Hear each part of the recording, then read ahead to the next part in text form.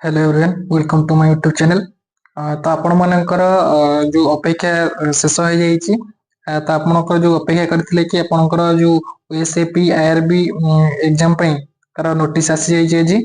तो देखि पारथिबे आपनकर नोटिस रे आपनकर एग्जाम केबे होबा जाउची परसेंट टू एडवर्टाइजमेंट नंबर एतिकी it is for information all concern that computer based recruitment examination for the sepoys constable in battalion will be held from 7 December देखिए तो 7 December 2024 onward in different districts of Odisha. तो आपण माने जानि परथे जे आपनकर जो नोटिस रे रही जे केबे आपनकर एग्जाम स्टार्ट होगा को जाउची। तो एग्जाम आपनकर 7 डिसेंबर 2024 बा आरंभ ए जो मास आज तो 30 तारिख आपनकर 7 तारिख ठार आपनकर एग्जाम स्टार्ट हेजिवो। तो एटा सीबीआरई मोड बा आपण जो कंप्यूटर बेस्ड आपण जानि परथिबे जदी आगुरु एग्जाम देथिबे कंप्यूटर बेस्ड एग्जाम एटा हबो। तो आपण माने तो प्रिपेयर भल से करूथि म आशा करूची। आउ तो कम दिन रहिला 5 रु 6 दिन आपनक पाखरे समय। देन आपनक एडमिटेड केबे आसीबो एठी भी मेंशन अछि the candidate concern are advised to download their admit cards to know their details about examination center and schedule for examination from the portal of state selection board Odisha police on the website from 2/12/2012 माने December 2 तारिख 10 AM पर ठारू आपण कोन करिवे ना आपण ए Odisha police official website through आपण एडमिट कार्ड डाउनलोड करि परिवे। हमें केमती कोन आपण डाउनलोड करिवे एडमिट कार्ड तार वीडियो में नै आसीबा 2 तारिख जो 10 टा पर ठारू।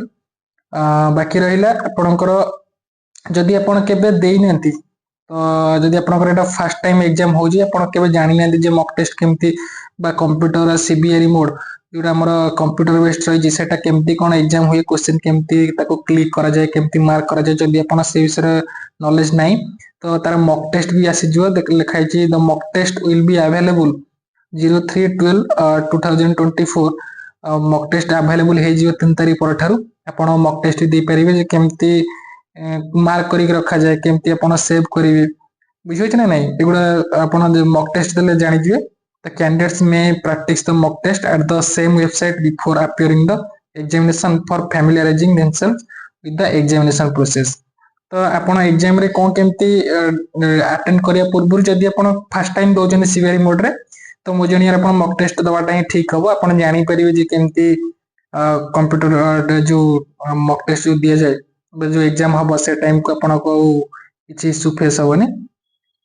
बाकी देखिए candidates concern are also advised to be constant touch with the above website to know the any further update जदी किछि आपन को नेक्स्ट किछि अपडेट आसुची तो आपण एई वेबसाइट को देखि परिए जो हमर ओडिसा पुलिस ऑफिशियल वेबसाइट रहला। बाकी आपनकर मु आशा करूची जे आपनकर प्रिपरेशन ठीक ठाक चलिथिबो। मु प्राय तो आपनकर जते सारा मैथ रा चैप्टर रही सब कंप्लीट कर देछि।